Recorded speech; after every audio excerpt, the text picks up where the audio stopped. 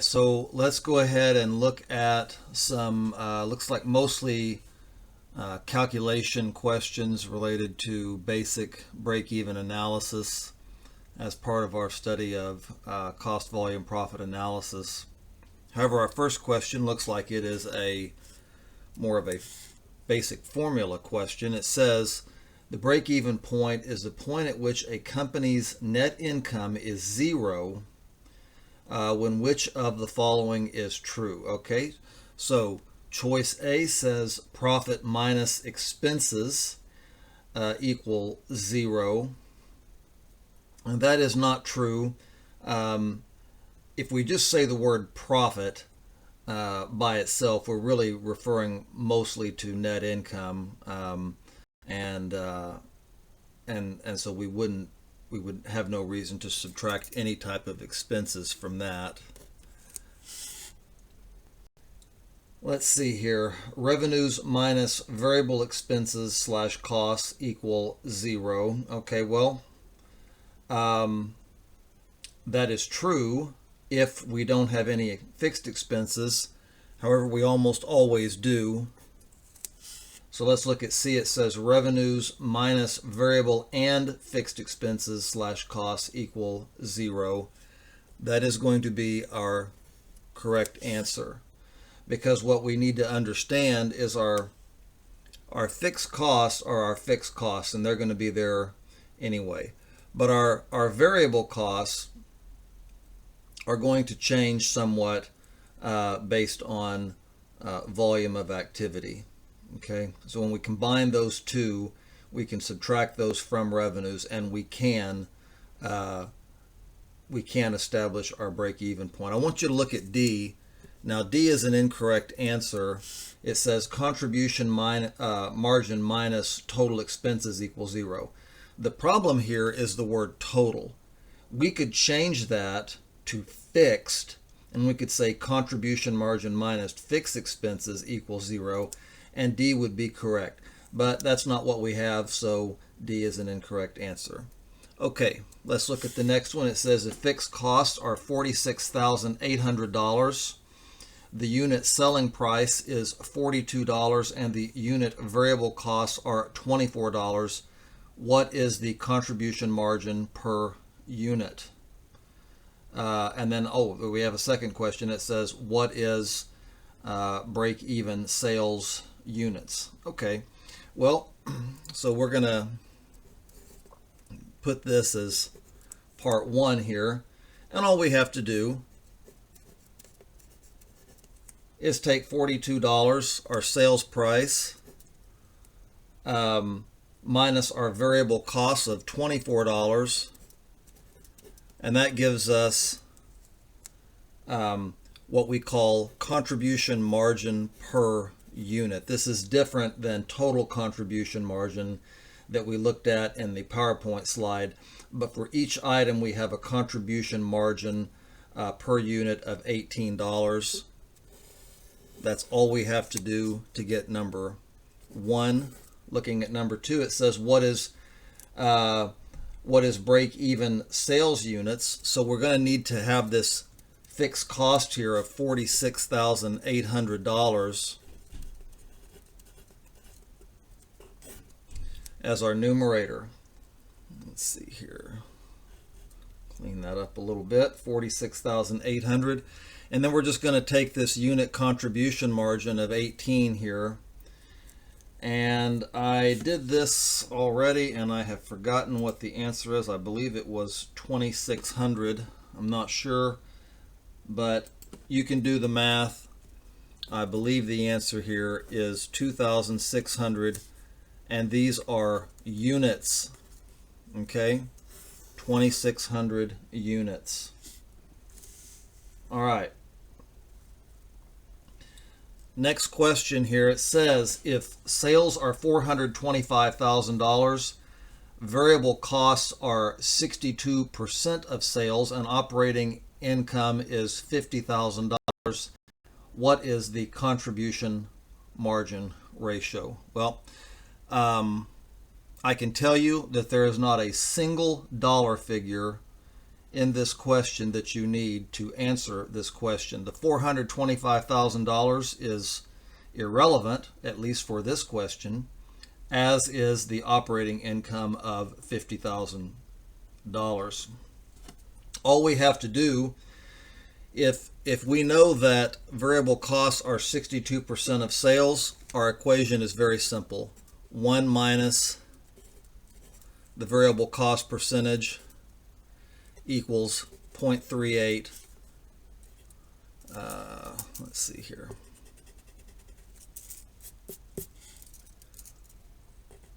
Or 38%.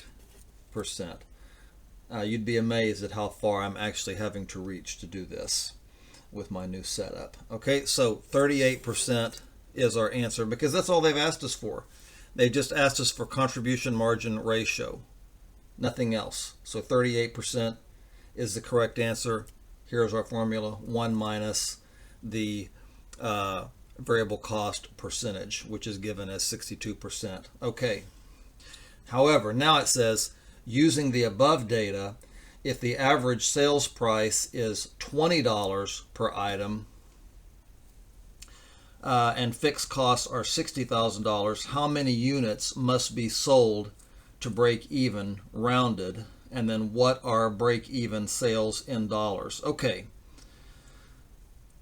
There's a couple of ways that you could do this. I'm actually going to show you what should be the easiest way.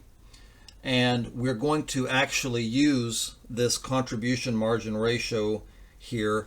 And what we're going to do is we're going to take the fixed, we're actually going to do part 2 first, because there's 2 parts to this question. $60,000 is our fixed sales, and we're going to divide that by 0.38. And if we do that, we're going to come up with, let's see here, what do we have? This is a dollar figure of $157,895. Okay? So this number here is for this second part. What is break-even sales in dollars? Okay? And then from there, I'm actually going to do part 1. And I'm going to take this $157,895 that we just calculated, and I'm simply going to divide it by the $20 sales price. Bear with me one moment. I do not have this ready. And so my rounded answer here is 7,895 units. Okay, we could have done we could have done this a different way. You could have taken 38% of the $20, and you could have, let's see, you would come up with a $7.60 contribution margin, and you might have to do that depending on what the question asked for. We could have thrown in here what is the contribution margin per unit, and then you would have had to do that. But for what has been asked, you've done everything that you need to do. All right, looks like we have one more question. It says, if variable costs per unit increased because of an increase in hourly wage rates, the break-even point would what? Okay, so I want you to think about your 3 components of product cost: direct materials, direct labor, and factory overhead. All right, so let's just say that those surfboards that we were talking about in the presentation, I believe they had variable costs of $300 per unit. And let's just say that direct materials were $100, direct labor was $100, and factory overhead was $100. and that came out to the 300. We had a contribution margin of $200 per unit based on a $500 sales price. Okay, so what this question is essentially asking us is that if the direct labor component, or the, it could be indirect labor, either way, or both, goes up and the sales price remains the same. Now, it doesn't say that, but it's, trust me, that's what they're meaning. What happens? Well, our break-even point would increase. Let's say that the labor component of that $300 cost went from $100 to $110. Well, now our contribution margin is no longer 200, it's 190. So every time we sell a unit, rather than cutting into that $80,000 in fixed costs that we had in that particular example, by $200, we're only cutting into it by $190, so not nearly as much. All right, let's go ahead and let's see here. Nothing on that paper, so let's look at this one here. And we have two questions. This is with our graphing, and I don't want to make another video about this, so I'm going to let this run kind of long. We have an example of 4 graphs here. Okay, and it says which of the graphs illustrates the behavior of a total fixed cost. That's our first question. Okay, total fixed cost, and you have 4 of them here. All right. We have graph 1, 2, 3, and 4. All right. Our answer is going to be graph 1. This straight line represents fixed costs. So if we look down at our choices, looks like our answer is going to be D. Then we have another question. It says, which of the graph illustrates the behavior of total variable cost? Now this is tricky, but it only is asking for variable cost. So because of that, graph 3 is going to be our answer. All right. If you're looking up here at graph 2, this is total cost. This represents total cost. This would be our fixed cost line here, and then we would start our variable cost at the bottom of that. That's probably not exact, and we would go up from there, and that would represent total cost, but that's not what we've been asked for. We've been asked for total variable costs only, and that is, looks like it's graph 3, so that would be choice B. All right, that does it for this video.